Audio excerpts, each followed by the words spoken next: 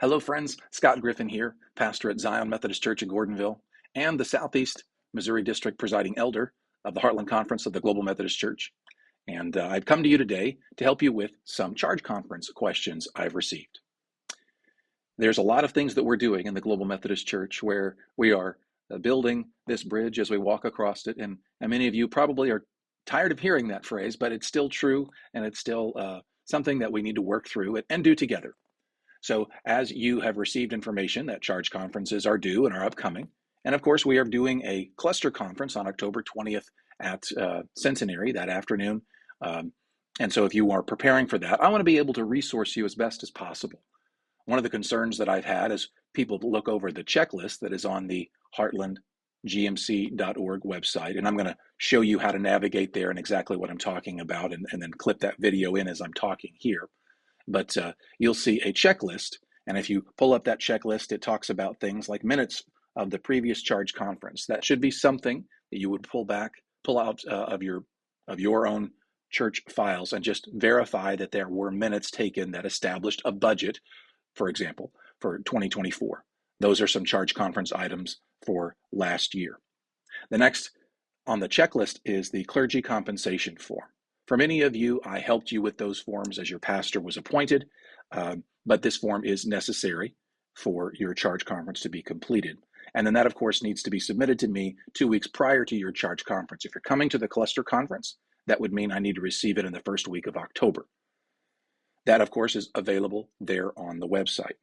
Then there is a church leaders and nominations list, and I want to provide a form for you that we are using here at Zion, not for you to turn into me primarily, but for you to be able to do your work in case you need this. And what do we do? How do we make this happen? I have a document, which I'm going to show on the screen here, that we've put together at Zion, and I've attached it to this email in which you've received this video link so that you could have this available as you need it.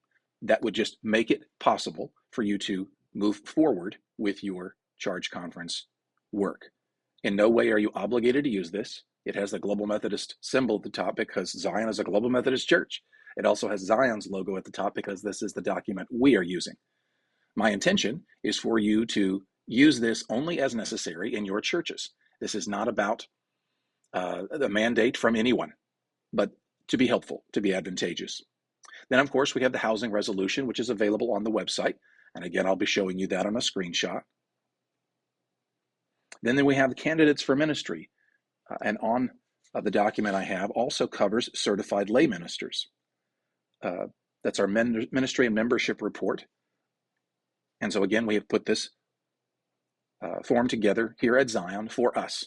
If you find it advantageous, we'd love for you to be able to use it. Please do remove the logo. It should be a Word doc in which you can select and delete, and the logo is gone and it's not Zion's. But also put your charge name in there, your church's name in there, so that even if you forget to delete the logo, we know exactly who we're talking about.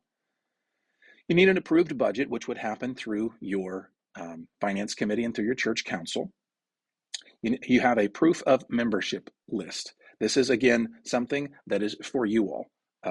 There are, in that ministry and membership report, there is a section on there that talks about received into membership and removed from membership. Otherwise, you have an established list before that. So if you have had some movements, you could put it on there. But that document is for you. That is not something that I need to see that it's happened, but I don't need to review everything and make sure you don't need to bring a list to a cluster conference of the 200 people who are members of your church. That's not what I'm looking for. But we as a denomination are looking to know who we are. We know how many churches we have in our Heartland Conference, over 200 churches, but how many people do we have? Well, that's what this proof of membership list will help to establish. So that is the work that you are to do at your local church through Charge Conference, just establishing your membership list.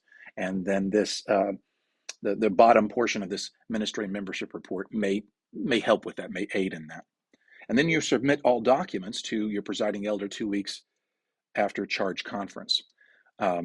So there will be a time where you can submit some documentation to me. And my hope is some of these extra documents that we've created at Zion would be beneficial to you so that I'm not having to receive all of your minutes that I have to read through. So that's what I'm trying to avoid the work myself. I'm just being honest. My uncompensated job does not benefit me to read all of your Charge Conference council minutes. just so I can do it. It'd be easier if I knew on a sheet, on a document, you took care of the work. So I believe I've gone through all of the Charge Conference checklist that's on the website, and this video, as I said, is just designed to help with that. So I hope that this video helps. I hope this applied extra attachments help. Use them only as necessary. They are not mandated.